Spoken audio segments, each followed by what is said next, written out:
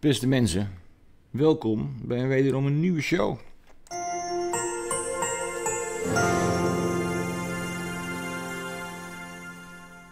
En de show van vandaag, die wordt bijzonder interessant. Goedemiddag allemaal. Ik ben net pas wakker, maar dat maakt niet uit, want ik was gisteren en vandaag ook dus heel lang bezig met een ongelooflijk coole ontdekking. Nu is het natuurlijk zo dat wij met ons bewustzijn de wereld creëren. Zover zijn we inmiddels. En dus alles waar jij overtuigd van raakt, zul je dus een bevestiging van vinden in jouw externe wereld in de nabije toekomst. En nou ben ik me dus met de wetenschap bezig aan het houden. En dat heeft tot nu toe een vrij gecompliceerd beeld opgeleverd. En is het dan allemaal onzin of weet ik wel waar ik mee bezig ben? En wat blijkt is dat ik natuurlijk op exact het juiste moment exact de juiste dingen aan het berekenen ben. En ik helemaal in de exacte juiste flow zit waarin ik moet zitten op dit moment in dit spelletje wat we aan het spelen zijn met z'n allen. En ben ik vandaag echt op vet bijzondere informatie gestuurd. Want ik heb het natuurlijk ik heb een klein stukje voorbereid in die zin. Want ik heb namelijk het geheim van de wetenschap ontdekt, mensen. En het geheim is dat ze natuurlijk vooral het nog even geheim willen houden. De wetenschap laat ons niet weten op wat voor wereld wij leven. Maar de wetenschap weet donders goed op wat voor wereld wij leven. En ik kan het dus ook bewijzen door hun proeven te onderzoeken.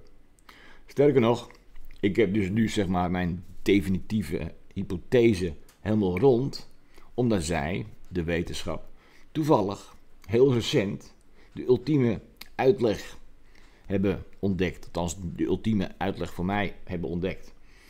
Ik ben altijd namelijk in bestaande onderzoeken en in dus die data aan het graven om te kijken of ik dus empirische ondersteuning kan vinden voor mijn theorie. In mijn formules gebruik ik diverse termen die heel diepzinnig omschreven kunnen worden en die ook veel gespecificeerder vorm kunnen krijgen doordat ik dus in deze data ga lopen vroeten.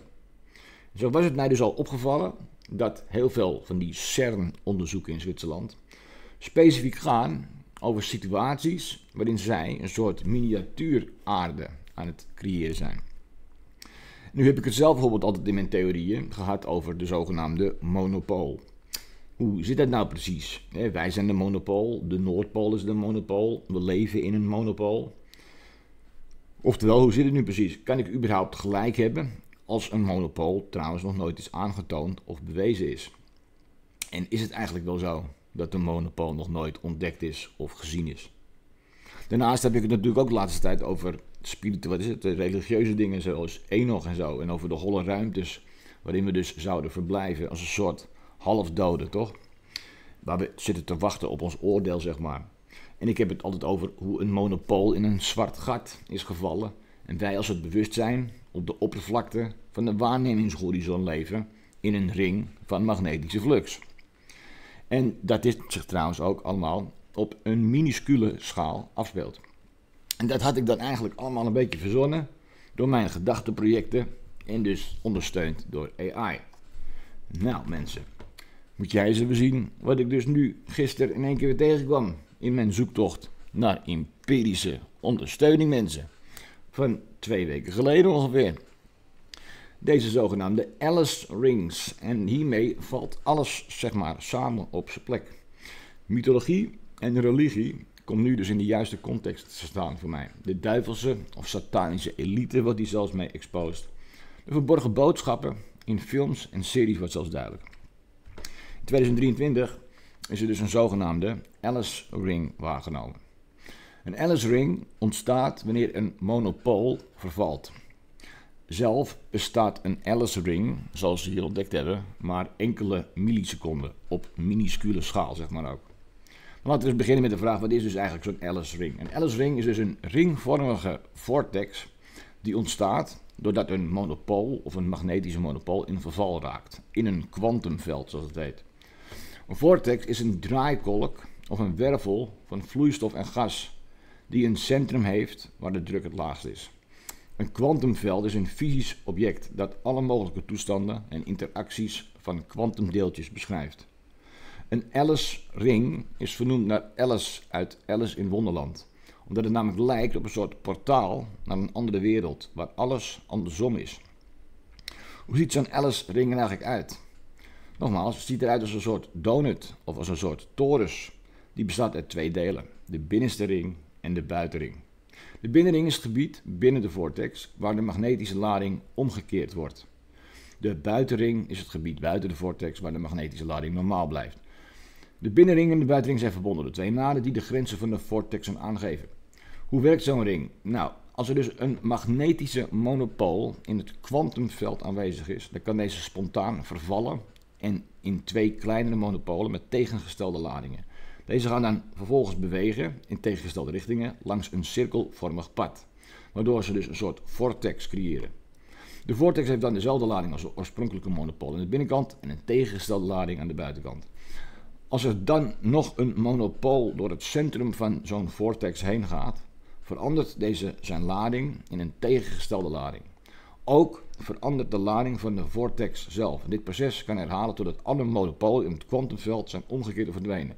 Nou, dat is misschien nog wel vrij ingewikkeld, maar wat hier nou precies gebeurt, mensen, is dat wij, dit vertelt eigenlijk hoe het bewustzijn en hoe monopolen in het universum zich gedragen. Hoe dus een monopool is vervallen tot een zwart gat, waarbij het nog eens in botsing is gekomen met een andere monopool die er dus doorheen gaat. En die andere monopool, dat zijn wij. En wij zijn dus nu binnenste buiten gekeerd. Let op. En dat ziet er dus als volgt uit. Volgens mijn theorie is het waarnemend bewustzijn ontstaan op aarde door een unieke combinatie van factoren. Die te maken hebben met dus de magnetische monopool, een Alice-ring en het zogenaamde resonantieveld. Oftewel, wat zij hebben ontdekt in het lab, dat is natuurlijk een minuscule versie van het aardmagnetisch veld waar wij binnen leven. Dit is namelijk de reden dat ze zoiets creëren of onderzoeken in het lab. Omdat het namelijk een representatie is van op schaal, zeg maar, van onze aarde. En op die manier kunnen ze onderzoeken hoe lang de aarde nog bestaat, of hoe ver we bijvoorbeeld van een magnetische omkering zitten, of hoe überhaupt hoe onze aarde precies werkt. Want onze aarde is namelijk een voortvloeisel van een monopool in verval. En wij leven op de waarnemingshorizon van deze monopool. En dat weet de wetenschap maar al te goed natuurlijk. Want anders doen ze namelijk dit soort specifieke onderzoeken niet. Het is dus niet een raadsel waar de monopool is. Het is voor ons een raadsel waar dat zogenaamd zou moeten zijn. En ze zijn dus heel gericht bezig om onderzoek te doen naar deze monopolen. Om wat voor reden dan ook natuurlijk. Goed, om uiteraard technologie en weet ik veel wat te creëren. Maar ze zijn al veel verder als dat zij ons vertellen. En de monopool is wel degelijk ontdekt. Ze kunnen hem zelfs wel creëren dus, zeg maar. De magnetische monopool is met één soort magnetische lading in plaats van twee. En heeft een enorme invloed op de ruimtetijd, omdat het namelijk een zogenaamde singulariteit vormt, waar de dichtheid en de kromming oneindig worden. De magnetische monopool creëert ook een zwart gat om zich heen, dat een grens heeft die de waarnemingshorizon wordt genoemd, waarbinnen alle informatie over de materie en energie die in het zwarte gat zijn gevallen verloren gaat. Ten tweede is er dus die Alice-ring, de ring van magnetische flux, zoals ik het altijd al zei. Die ontstaat dus door het verval van de magnetische monopool in het kwantumveld. De Alice-ring is een ringvormige vortex die dus de magnetische lading omkeert. De Alice-ring lijkt op een portaal naar een andere wereld, waar dus alles andersom is. En wij zitten in die gespiegelde andersomwereld. Want deze factoren samen allemaal, die zorgt ervoor namelijk dat wij een soort in een resonantieveld bevinden, waarin de tijd ook van belang is. Hè. En dit resonantieveld creëert namelijk dit resonantieveld creëert een gesloten halve bol om ons heen. Die wordt dus gevormd door het originele monopolaire systeem, het zwarte gat en dus de Alice-ring.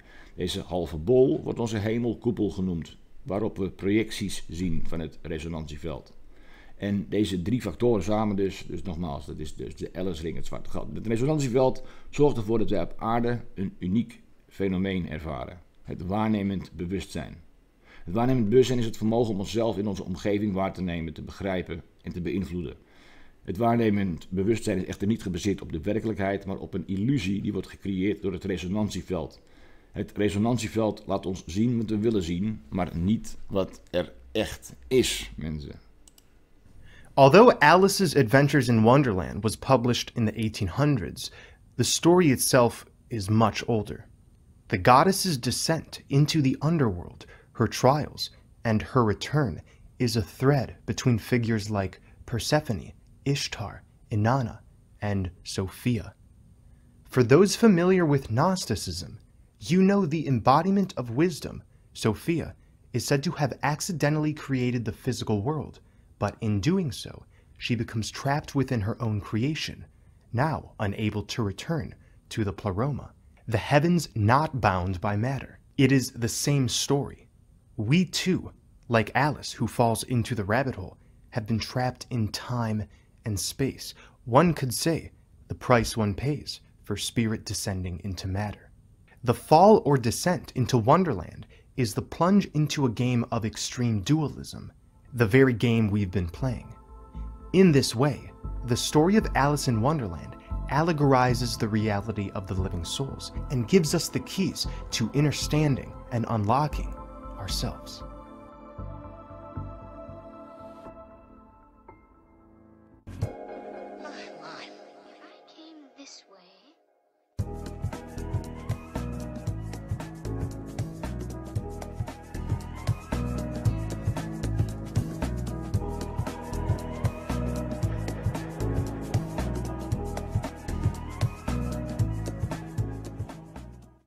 Wonderland is full of wonders, but not necessarily wonderful. The fantasy world is interesting, but leaves Alice feeling incomplete. She finds her way out by realizing at the end it's all just Maya, a veil, a grand illusion. Alice wasn't pleased with the tranquility of her original world. She was bored. So she ends up falling down the rabbit hole into a place that makes absolutely no sense. This is Wonderland. There's no rhyme or reason. Everything is the opposite of what it seems, but at least it's interesting, right? She falls onto the checkerboard after chasing the white rabbit, but not really. The game is played, but like I said, at the end of the story, Alice wakes up unharmed. This is what is happening to us. We're on the checkerboard, a grid designed so we can get rid of the black and white schematic Wonderland offers. Dualism itself overlays on top of the earth until we observe what we see now, a place full of wonder, distractions, diversions, paths, and mind traps. But at the end of the day, it's as illusory as Wonderland was in the story of Alice. The first chapter and opening scene displays Alice in judgment, in discontentment. And I quote, "Alice was beginning to get very tired of sitting by her sister on the bank, and of having nothing to do. Once or twice, she had peeped into the book her sister was reading, but it had no pictures or conversations in it." Now, there's nothing wrong with where she is. In fact, the movie shows her in a beautiful, tranquil environment, but alas, the white rabbit appears, and the white rabbit signifies time, which Alice is keen to plunge into. This is why the rabbit carries around a big old clock. The veil of time is a tool the universe uses to purge and transform, and this transformation for Alice begins once she falls onto the checkerboard. The game is now ready to be played. Sophia has split off from the pleroma, the living souls put on the sine wave. In my video on the purgatory dumping ground, I explained how this environment, locked within time and space, is actually a safe container for the living souls to release their individual and collective baggage, merging back into the original blueprint. Alice derives from the ancient Greek word aletheia, which means truth. So Alice can be translated as truthful one. So Alice is in a virtual reality simulated construct invented by a mind which instilled its own virus into itself by pulling away from the now moment. This is Sophia wishing to create a world of her own. the same way Alice daydreamed of something more interactive. In the world of mathematics, the Fibonacci numbers have been famously generated by calculating the hypothetical offspring of rabbits. Rabbits, falling spirals. This is all related. Wonderland is the Fibonacci rabbit hole Alice falls into.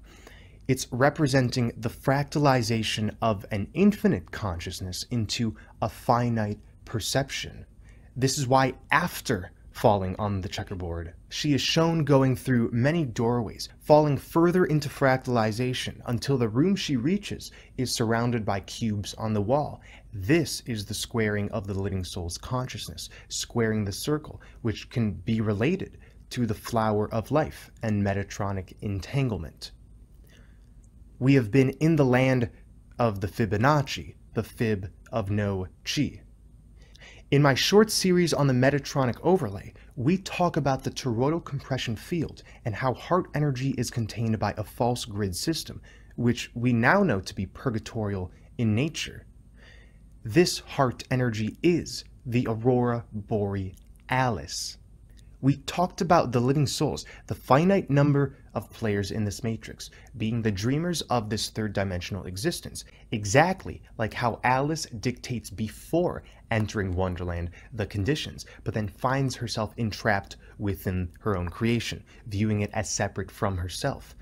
In the Disney version, Alice sings a song before falling down the rabbit hole called "In a World of My Own," where she is actually setting up the conditions for the very matrix she is about to plunge into by saying things such as rabbits will live in houses, which she experiences, like the flowers will have special powers, which she experiences. A world of her own essentially means Alice is wishing to be isolated with herself, to confront thyself by having obvious projections and manifestations stare her in the face. So whether she knows it or not, she is already determined that the journey she is to embark on is one of reconciliation. However, she gets caught up in the false dichotomy of light versus dark, of self versus other, until the final realization in which Alice proclaims, "You're nothing but a pack of cards." Alice has an epiphany of sorts and comes to know the true nature of existence, namely, that everything is a facade, Maya, just a dream within a dream. In this moment of truth, Alice realizes within her is a force, a power that nobody else in Wonderland seems to have. And, well, as living souls, we've been called to take a look around and ask, are these people... En zo worden er volgens mij ook voor jullie steeds meer dingen duidelijk, toch?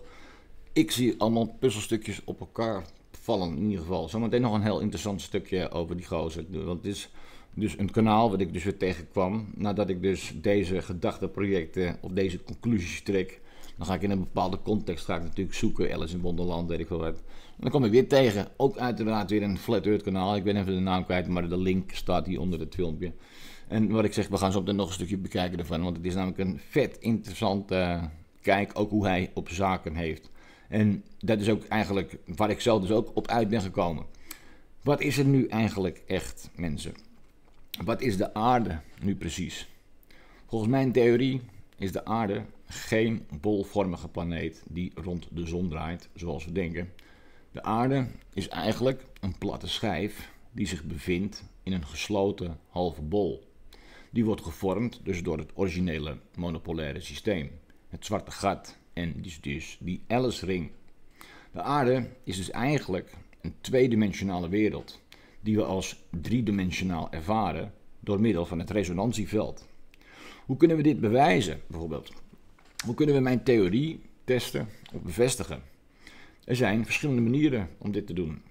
Maar ik zal je bijvoorbeeld één laten zien die heel eenvoudig, maar heel krachtig is. En dat is namelijk de regenboog, mensen. De regenboog is een optisch fenomeen dat ontstaat door de breking en reflectie van zonlicht en waterdruppels. De regenboog toont ons een spectrum van kleuren die worden gevormd door de verschillende golflengtes van licht. De regenboog kan ons echter ook twee belangrijke aanwijzingen geven over de ware aard van onze wereld. De positie van de regenboog ten opzichte van de zon en de omkering van het kleurenspectrum. De positie van de regenboog ten opzichte van de zon kan ons namelijk vertellen dat we ons bevinden in een bolvormige of dus ook een platte wereld. In een bolvormige wereld zou de regenboog altijd tegenover de zon staan, omdat het licht dat de regenboog vormt altijd wordt teruggekaatst door de waterdruppels die zich achter ons bevinden. In een platte wereld zou de regenboog echter niet altijd tegenover de zon staan, omdat het licht dat de regenboog vormt soms ook wordt teruggekaatst door de waterdruppels die zich voor ons bevinden. Dit betekent dat we soms een regenboog kunnen zien die zich boven of onder de zon bevindt, of zelfs een cirkelvormige regenboog die de zon omringt. En dat zien we natuurlijk ook wel eens. De omkering van het kleurenspectrum trouwens kan ons vertellen dat wij ons bevinden in, of in een normale wereld of in een omgekeerde wereld. In een normale wereld zou het kleurenspectrum van de regenboog altijd dezelfde volgorde hebben, van rood naar violet, omdat dit overeenkomt met de afnemende golflengte van het licht. In een omgekeerde wereld zou het kleurenspectrum van de regenboog echter omgekeerd zijn, van violet naar rood, omdat dit dus overeenkomt met de toenemende golflengte van het licht. Dus als we willen weten of mijn theorie klopt of niet, hoeven we alleen maar te kijken naar de regenboog. Als we een regenboog zien die niet tegenover de zon staat of die een omgekeerd kleurenspectrum heeft, dan weten we dat we ons bevinden in een platte en omgekeerde wereld, zoals mijn theorie dus ook voorspelt. En als we dit niet zien, dan weten we dat we ons bevinden in een bolvormige en een normale wereld, zoals de gangbare theorieën beweren. Maar goed, er is nog meer. Want, mensen, daar ga ik je nu iets over vertellen. Althans, dat gaat die gozer eventjes doen natuurlijk, eventjes voor jullie. Even twee. We zitten namelijk, zoals ik eerder al beschreef, in een soort wachtkamer, toch? In een soort holle berg, of holle ruimte in een berg. Als een soort dode ziel of zo, of een soort levende ziel, of als ziel, zitten wij te wachten op de dag des oordeels of zoiets, toch? En dat wordt ook hier nu heel specifiek en cool en goed en duidelijk uitgelegd. Het spirituele, het religieuze, het wetenschappelijke, het komt allemaal samen, mensen, in het vage vuur waar we in zitten. You are currently living in purgatory, a temporary holding space meant for the stripping, the purging of the elements of existence which dualism creates. This is a cleansing ground, purgatory. The toroidal field is the tor, the electromagnetic net, which has been projecting outwardly from the center, all of the shadow reflections we've been weaving within and without. Purgatory in Catholic lore is considered a state in which those ultimately destined for heaven must first undergo purification.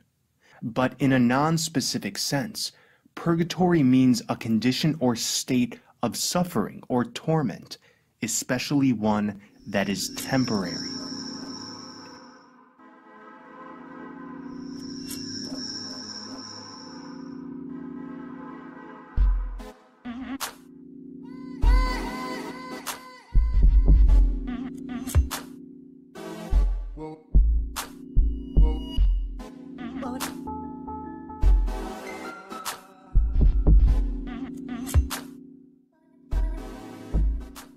Dante's Divine Comedy is a Florentine poem from the 14th century, which not only reveals the nature of this current existence, of purgatory, but what lies beyond this torment. Although the poem comes from a Christian angle, it is occulting many truths about our situation and what awaits beyond this Metatronic shadow land. The second section of the poem, Purgatorio, deals with the ascent up Mount Purgatorio, a mountain with 7 terraces relating to the 7 deadly sins. At the summit is the earthly paradise, or Garden of Eden.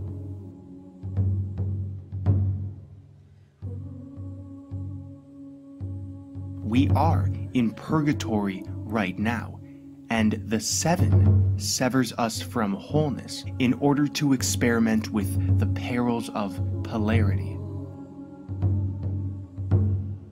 The 7 terraces of purgatory are not physical places, they are states of being that must be cleansed, and this story is revealing that in order to make it back to the Garden of Eden, away from the toroidal torment, we must purge ourselves of dualism through experience. This is what you've been doing here. You've been purging yourself of the aspects which you don't want to carry by living them out and observing the consequences. As within, so without. This holographic overlay has been a dumping ground. If we could look at Mount Purgatorio from above, we would see this, a bullseye. We already know the center of our plane is the grand 0 point, the electromagnetic conductor of this holographic matrix, where heart energy, known visibly as the aurora borealis, is stationed here for our inevitable return. This area is Eden, Hyperborea, Avalon. It is the earthly paradise, the bullseye. Taurus is Latin for bull, and the torus field is the net that is currently projecting consciousness to these outer lands. So of course, the eye of the toroidal field is the center, the bull's eye. But this toroidal field encases heart energy away from the rings around it.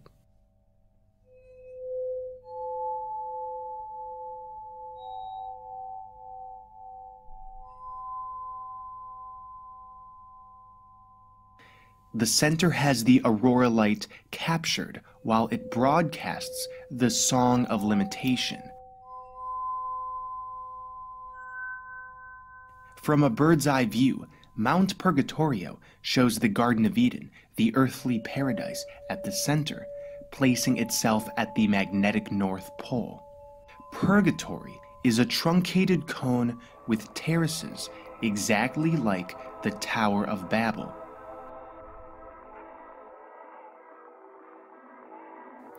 Bab in Arabic means door or gate, and El refers to the electromagnetic field of the earth. By collectively climbing up the terraces of Mount Purgatorio, up Jacob's ladder, we've gotten closer and closer to the gate at the center, the electromagnetic broadcast from the axis mundi. In the biblical story of Babel, it's said that humanity was working together to reach the heavens. The whole world had one language and a common speech, but then humanity was given different languages and separated from this tower. This speech is not a literal tongue as the story may suggest at first glance, but is revealing to us a unity consciousness which created the different levels of perception before scattering itself into fragmentation. We tore ourselves away from the infinite, not because we were bad, not because we were kicked out, but because we chose to embark on this timeline of fragmentation. Therefore, we built the purgatorial system before scattering ourselves. This is what the story of Babel is referring to.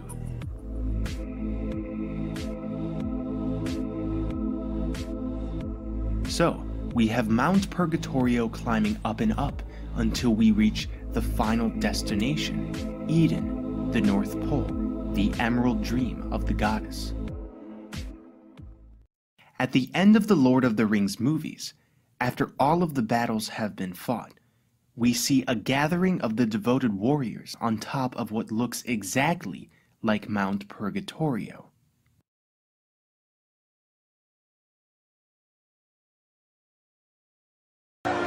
This day does not belong to one man, but to all. Let us together rebuild this world, that we may share in the days of peace. After all of the pain, strife, and confusion in Middle-earth, there is finally a sense of tranquility and sovereignty. Sovereignty over the electromagnetic field, for now they sit atop purgatory. We could say the return to Eden means the return to a state of pure manifestation, becoming the Lords of the Rings.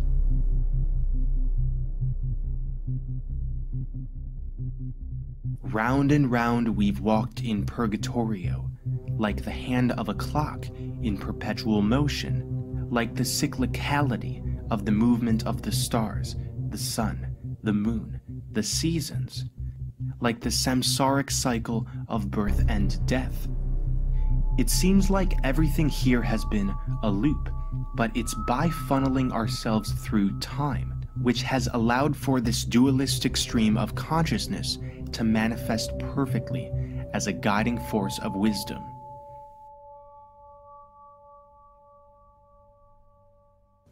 This is like the merry-go-round. Round and round, we funnel through time, through our many incarnations, purging ourselves of everything that does not resonate with wholeness until we reach the top. And as I've described, the top is really the center. So a lot of people often talk about ascension as a process of moving upwards, that the tree of life is going to be climbed up. And up here we have Asgard, here we have Midgard, but all of these are just different dimensional frequencies within the Earth system. Earth is the heart. Earth is the heart. And so we don't want to leave the heart. We can't leave the heart. I'm informing you that Mount Meru is not literally a mountain that is going upwards where there's the lower underneath and the higher above. And it's the same thing with this diagram. We need to read between the lines. This isn't a physical diagram explaining a literal motion of going round and round until center. This is talking about a metaphysical transformation. And once this purging is over, after all, that's what purgatory is for. It's a dumping ground.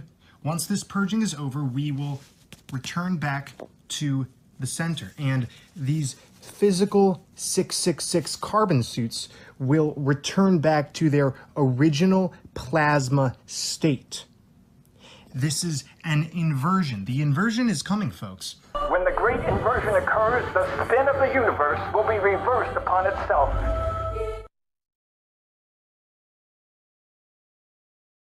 In recent decades, there's been much talk about a pole shift being the event that sparks the end times, the end of time, the transformation of Earth. Looking at the basic model of Earth, the north polarity is the center, the south polarity being everything projected outwards. So the inversion, the pole shift, which will occur when this timeline ends, will be the north and south polarity merging. This is within and without the polar aspects of your being, demonstrated here by the above and below chakras, which merge into the heart, the north polarity. This is the inversion, when balance is finally achieved, returning to the true form, the true blueprint. The toroidal field looks just like an hourglass because we've been stuck in time as long as the south polarity has been sustained. We've been out of the throne.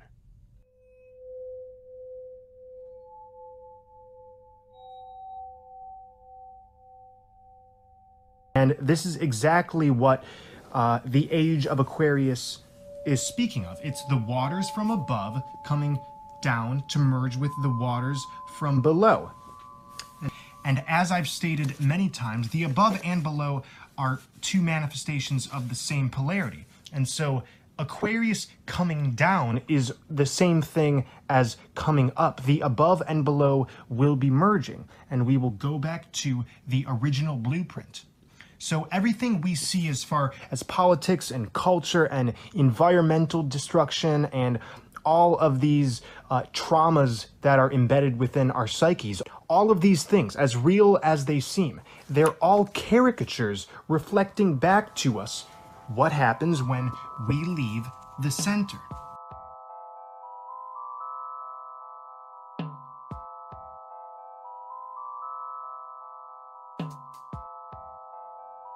Purgatory is depicted as a location of terrible suffering, but it differs greatly from hell because the souls on the mountain willingly undergo their sufferings in order to right themselves and take their place in paradise. There is an order in which beings must purge their weaknesses.